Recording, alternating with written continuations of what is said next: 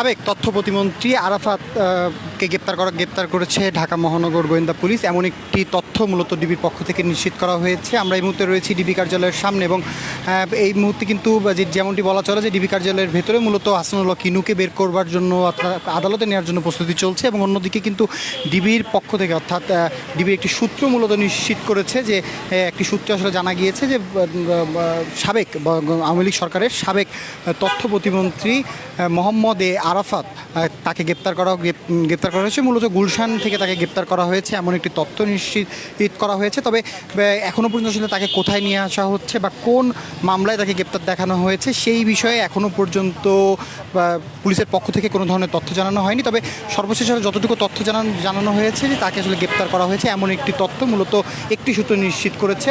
এবং আমরা এই মুহূর্তে ডিবি কার্যালয়ের সামনে রয়েছি। ডিবি কার্যালয়ের সামনের যে চিত্র সেটি কিন্তু একদমই স্বাভাবিক চিত্র রয়েছে। ডিবি কার্যালয়ের সামনে আমরা দেখতে পাচ্ছি যে সেনাবাহিনী মোতায়েন করা হয়েছে, এছাড়াও আইনশৃঙ্খলা বাহিনীর সদস্যরা রয়েছেন। ভেতরে হাসানুল হক ইনুকে আদালতে নিয়ে যাওয়ার জন্য প্রস্তুতি চলছে। তো সব কিছু মিলিয়ে ডিবি কার্যালয়ের যে স্বাভাবিক চিত্র সেটি কিন্তু বিরাজ করছে।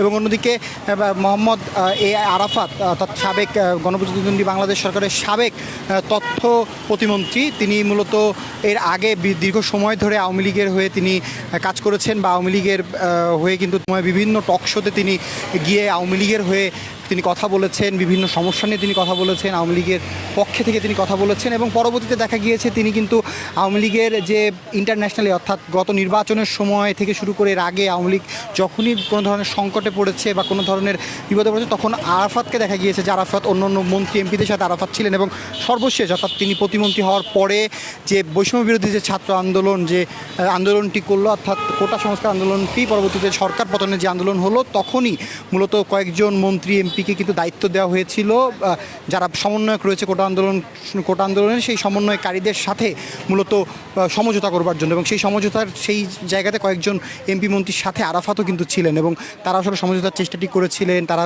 যে তাদের যে দাবি সেই দাবির কথা তারা শুনেছিলেন। আমরা দেখেছি বিভিন্ন সময়ে আইনমন্ত্রীর পাশাপাশি তিনিও গণমাধ্যমে এই কোটা সংস্কার আন্দোলন নিয়ে তিনি কথা বলেছিলেন।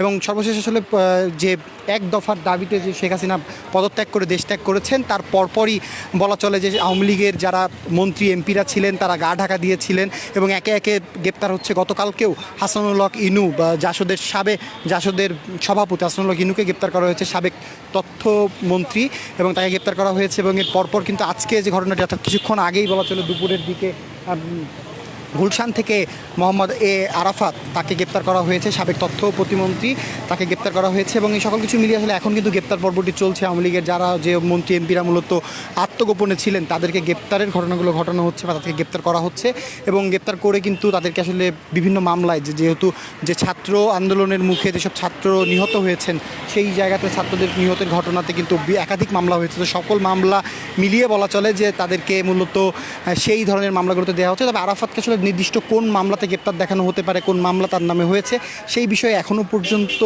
পুলিশের পক্ষ থেকে কোনো রকম তথ্য নিশ্চিত করেনি। তবে সর্বশেষ আসলে যতটুকু কথা বলতে পারি এখানে ডিবির একটি যে টিমটি আসলে গ্রেপ্তার করেছে সেখান থেকেই সাংবাদিকদের একটি তথ্য নিশ্চিত করা হয়েছে অর্থাৎ বিভিন্ন গণমাধ্যমে যেটি এখন ইতিমধ্যেই খবর হয়ে গেছে যে আরাফাতকে গ্রেপ্তার হয়েছে, যেটি ডিবির একটি সূত্র মূলত নিশ্চিত করেছে। এবং সেই সূত্রের আলোকে আসলে বলা যায় আরাফাত গ্রেপ্তার এবং আরাফাতকে আসলে ডিবি কার্যালয়ে আনা হবে নাকি অন্য কোথাও নেওয়া হবে সেই বিষয়টি নিয়ে কিন্তু এখনও পর্যন্ত কোনো ধরনের তথ্য বলা চলে যে কিন্তু আরাফাত গ্রেপ্তারের খবরে অর্থাৎ আমরা দেখেছি সামাজিক যোগাযোগ মাধ্যমেও কিন্তু এক ধরনের যারা একটু প্রগতিশীল রয়েছেন বা সাধারণ মানুষ রয়েছেন অনেকেই কিন্তু স্ট্যাটাস দিতে শুরু করেছেন। কারণ আরাফাতের ক্ষেত্রে অর্থাৎ তিনি যে ধরনের ডিপ্লোমেসিক বিষয়গুলো কিন্তু তার ছিল, তিনি দেখা যাচ্ছেন তিনি ইন্টারন্যাশনালিও কিন্তু আসলে বা দেশের অর্থাৎ আওয়ামী লীগ সরকারকে টিকিয়ে রাখার বা ধরে রাখার জন্য এক ধরনের তিনি অন্যরকমভাবে কিন্তু ভূমিকা রেখেছেন। আমরা দেখেছি গত নির্বাচন দ্বাদশ জাতীয় সংসদ নির্বাচনের আগেও অর্থাৎ অক্টোবরে যে ধরনের ঘটনাগুলো ঘটেছে বিএনপির পক্ষ থেকে যে এক দফার দাবি সরকার পতনের এক দফার দাবি দিয়েছিল সেই এক দফার দাবির আন্দোলনের মুখে বিএনপির পক্ষ থেকে বিভিন্ন রাষ্ট্রদূত বা বিভিন্ন ইউরোপীয় ইউনিয়ন সহ বিভিন্ন প্রতিনিধি দল বাংলাদেশে এসেছে নির্বাচনের আগে।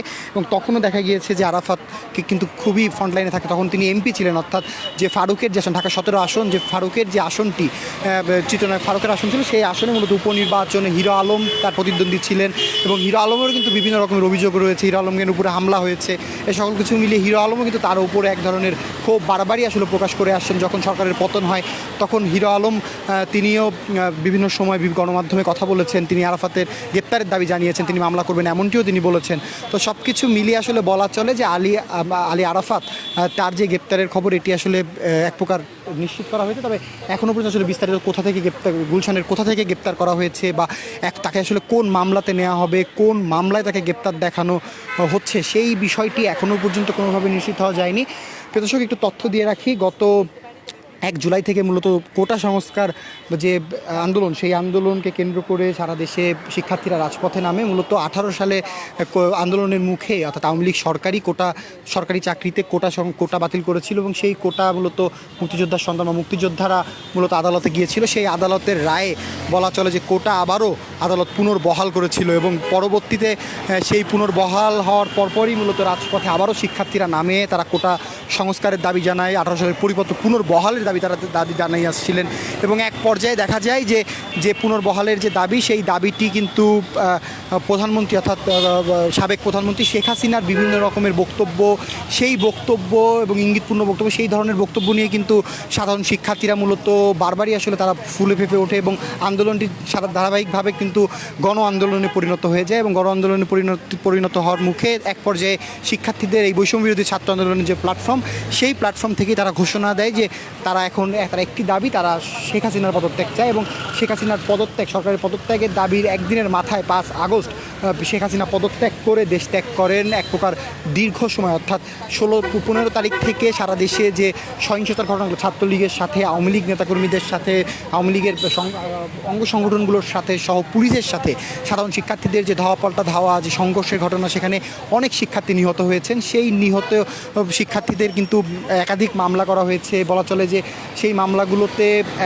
একে একে নেতাকর্মী অর্থাৎ আওয়ামী লীগের যারা মন্ত্রী এমপিরা রয়েছেন তাদেরকে গ্রেপ্তার করা হয়েছে। গ্রেপ্তার করে কিন্তু তাদেরকে এই মুহূর্তে অনেকে রিমান্ডে রয়েছেন, অনেকে কারাগারে রয়েছেন। তো সব কিছু মিলিয়ে এই পর্বটি অর্থাৎ গ্রেপ্তার পর্বটি কিন্তু চলছে এবং সেই গ্রেপ্তার পর্বের ধারাবাহিকতায় আজকেও দুপুরে মোহাম্মদ আলী আরাফাত, সাবেক তথ্য প্রতিমন্ত্রী, দ্বাদশ জাতীয় সংসদ নির্বাচনে তিনি প্রথম দীর্ঘ সময় আওয়ামী লীগের হয়ে তিনি কাজ করেছেন, আওয়ামী লীগের হয়ে পক্ষসহ বিভিন্ন জায়গাতে তিনি কথা বলেছেন এবং দীর্ঘ সময় পরে তিনি যে উপনির্বাচন হয়েছিল 17 আসনের, ঢাকা 17 আসনের, সেই উপনির্বাচনে তিনি আওয়ামী লীগ মনোনীত প্রার্থী ছিলেন এবং তিনি নির্বাচিত হয়েছিলেন এবং পরবর্তীতে তিনি দ্বাদশ জাতীয় সংসদ নির্বাচনে আবারও তিনি ওই আসন থেকে আওয়ামী লীগের মনোনয়ন পান এবং নির্বাচিত হন। নির্বাচিত হওয়ার পরে কিন্তু যে বিষয়টি দেখা যায় যে তিনি নির্বাচিত হয়ে তিনি কিন্তু তথ্য মন্ত্রণালয় তাকে দেওয়া হয়, তথ্য মন্ত্রণালয়ের প্রতিমন্ত্রী তাকে বানানো হয় এবং তিনি কিন্তু দীর্ঘ সময় আওয়ামী লীগের হয়ে কাজ করার পরে তাকে একটি মন্ত্রণালয় দেওয়া হয়েছিল এবং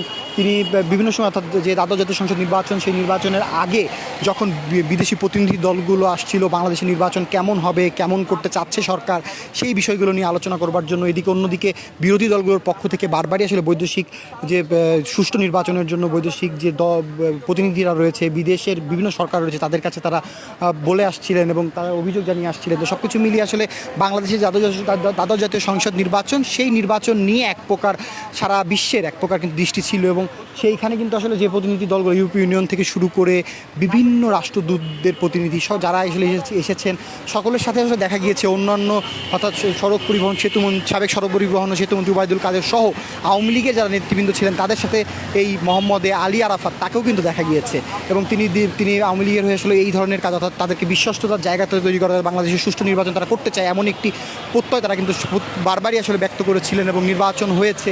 এই নির্বাচন নিয়েও আসলে বিরোধী দলগুলোর মধ্যে এক ধরনের প্রশ্নবিদ্ধের জায়গাটা কিন্তু ছিল এবং সকল কিছু মিলে দ্বাদশ জাতীয় সংসদ নির্বাচন অনুষ্ঠিত হয়েছে এবং সেই নির্বাচনের পরে সরকার গঠন করেছিল আওয়ামী লীগ এবং সরকার গঠনের বলা চলে যে কিছুদিন পরে অর্থাৎ কয়েক মাস যেতে না যেতেই কিন্তু শেখ হাসিনার যে পদত্যাগ, সেই পদত্যাগটি কিন্তু হয়ে গেল এবং বলা চলে যে জানুয়ারিতে নির্বাচন হয়েছে, নির্বাচনে সরকার গঠন করেছে, তার পরপর আগস্টের 5 তারিখে তিনি গদি থেকে নেমে গিয়েছেন। তো সেই অবস্থাতে কিন্তু বলা চলে যে সরকার পদত্যাগ করে শেখ হাসিনা দেশ ত্যাগ করেছেন এবং আলী আরাফাতকে বিভিন্ন সময় বিভিন্ন মামলায় নেতাকর্মীদেরকে গ্রেপ্তার করা হচ্ছে। আওয়ামী লীগের যারা মন্ত্রী এমপিরা ছিলেন, যারা যারা প্রতিমন্ত্রী ছিলেন মন্ত্রী ছিলেন তাদের নামে মামলা হচ্ছে, তাদের গ্রেপ্তার করা হচ্ছে এবং সেই ধারাবাহিকতায় আলী আরাফাতকেও আজকে গুলশান থেকে গ্রেপ্তার করা হয়েছে। এই বিষয়টি দর্শক আপনাদেরকে জানাচ্ছিলাম ছিল আমাদের কাছে। অর্থাৎ আমরা যে তথ্যটি একটু দিতে চাই যে এই মুহূর্তে কিন্তু ডিবি কার্যালয়ের ভেতরে যে হাসানুল হক ইনু সাবেক তথ্য প্রতিমন্ত্রী তিনি ভেতরে রয়েছেন এবং তাকে কিছুক্ষণ বাদেই বলা চলে যে তাকে আদালতে নিয়ে যাওয়া হবে এবং আলী আরাফাতকে গ্রেপ্তারের খবরটি নিশ্চিত করা হয়েছে, একটি সূত্র মূলত নিশ্চিত করেছে তাকে কোথায় নেওয়া হবে, কোন পর্যায়ে কীভাবে গ্রেপ্তার করা হয়েছে, কোথা থেকে গ্রেপ্তার করা হয়েছে সেই ধরনের তথ্য এখনও পর্যন্ত আমাদের হাতে আসেনি। তবে আলী আরাফাত গ্রেপ্তার এই বিষয়টি আসলে নিশ্চিত করতে পারি। দর্শক আপনাদেরকে জানাচ্ছিলাম মোহাম্মদ আলী আরাফাত সাবেক তথ্য প্রতিমন্ত্রীর গ্রেপ্তারের তথ্য এই ছিল আমাদের কাছে ডিবি কার্যালয়ের সামনে থেকে সর্বশেষ।